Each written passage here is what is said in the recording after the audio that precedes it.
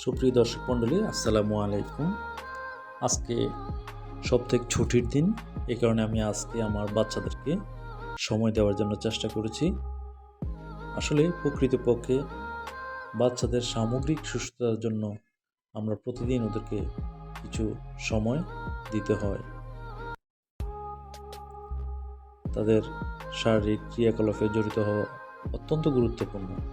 তাদের প্রতিদিন বাহিরে সময় কাটাতে উৎসাহিত করুন। হতে পারে তা পার্কে খেলা, বাইসাইকেল চালানো, আরও অনেক কিছু। বাহিরে খেলাধুলা শারীরিক ফিটনেস বজায় রাখতে সাহায্য করে।